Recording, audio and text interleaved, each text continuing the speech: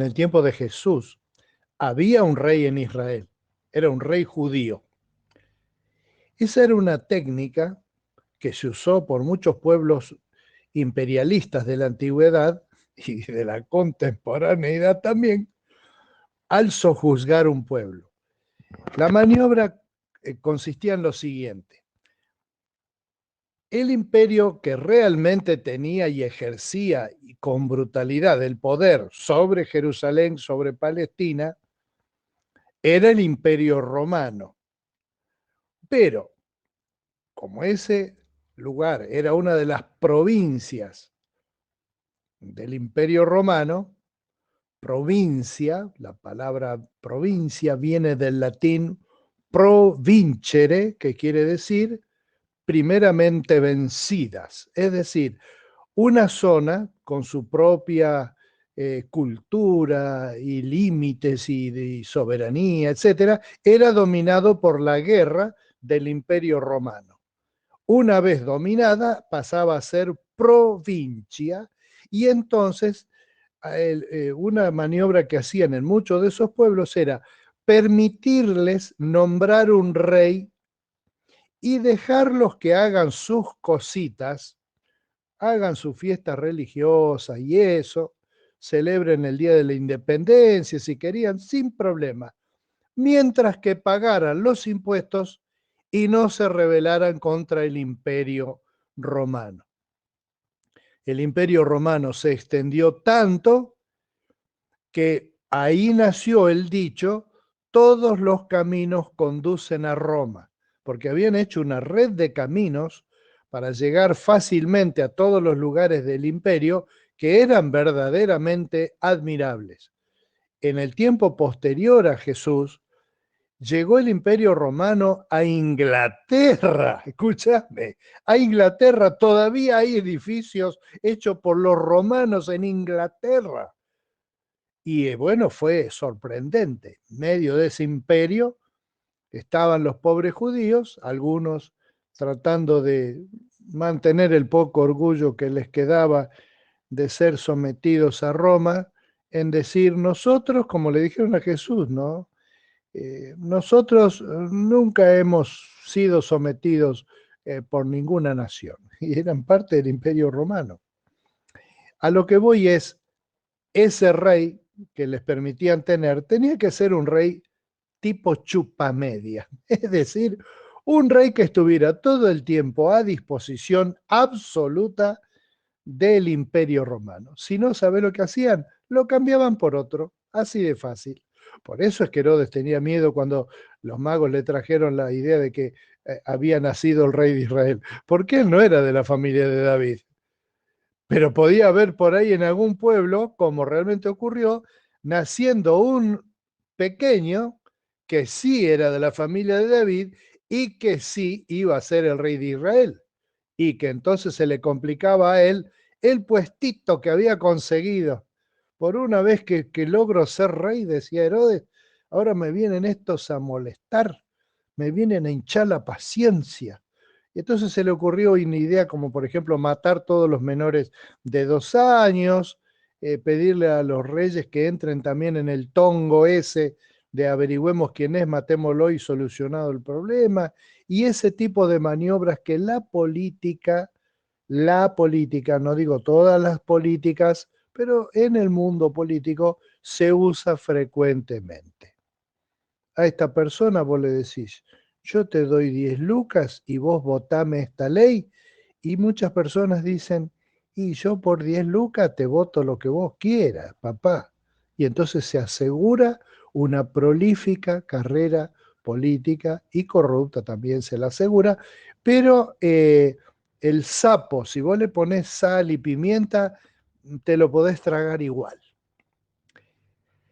Hay en el Nuevo Testamento, en toda la Biblia, pero en el Nuevo Testamento específicamente, esta idea que traigo hoy para compartirte, para que después de hablar de todas estas porquerías, de la corrupción y de las venganzas políticas y de los errores históricos que se pueden cometer, como mi hermano Alberto, no, sonó parecido, pero no, tuvo una vez estábamos estudiando, más o menos en esta época ha sido,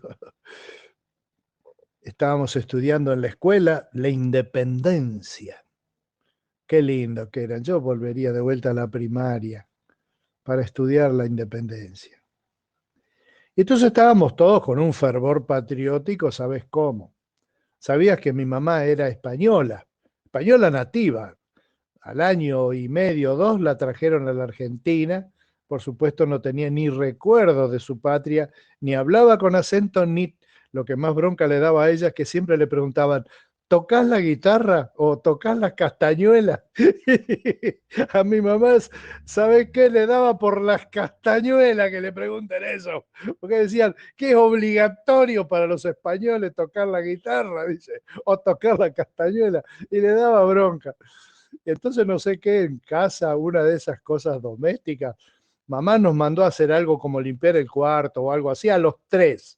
Y entonces Alberto, que hasta ahora creo que le cuesta trabajo quedarse callado, no sé de dónde salió ese chico, debe ser adoptado. Se dio vuelta y le dijo a mamá todo enojado, lo que pasa que ustedes los realistas les da rabia que nosotros los echamos de la Argentina, dice. Y tuvo una venganza histórica contra mi madre que no tenía nada que ver con el rey de España y con el vicerreinado del Río de la Plata.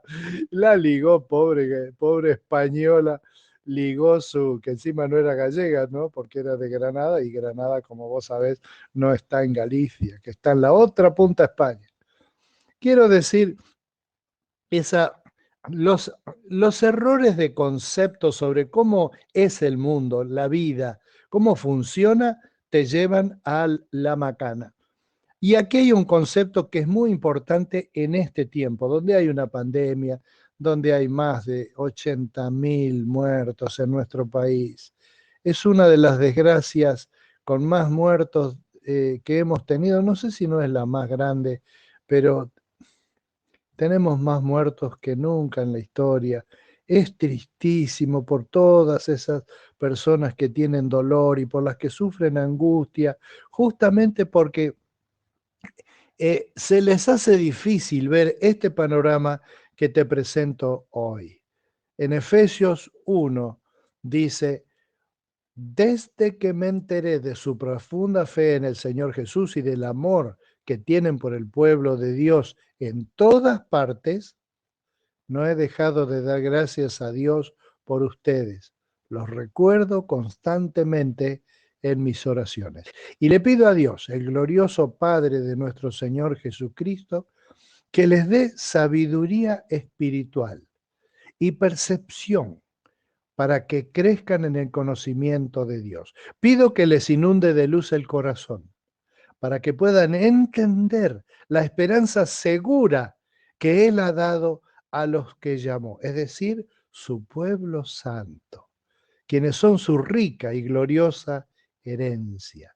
También pido en oración que entiendan la increíble grandeza del poder de Dios para nosotros, los que creemos en Él. Es el mismo gran poder que levantó a Cristo de los muertos y lo sentó en el lugar de honor, a la derecha de Dios, en los lugares celestiales. Ahora, Cristo está muy por encima de todo, sean gobernantes o autoridades o poderes o dominios o cualquier otra cosa. No solo en este mundo, sino también en el mundo que vendrá. Dios ha puesto bajo la autoridad de Cristo, a quien hizo cabeza de todas las cosas para beneficio de la iglesia. Y la iglesia es el cuerpo de Cristo, es la completa y la llena, y también es quien da plenitud a todas las cosas en todas partes con su presencia. Sí, señoras y señores, Jesucristo es el Señor del universo. No hay un lugar donde Él no tenga autoridad. Hay gente que lo desobedece, pero eso es temporal, porque viene el momento cuando Cristo va a poner todas las perlas ensartadas en el mismo collar, que ahora están desparramadas, pero que van a ser un collar, que va a poner todos los patitos en fila de los que no lo tienen hoy. Que Dios te bendiga y tengas un día con perspectiva universal hoy.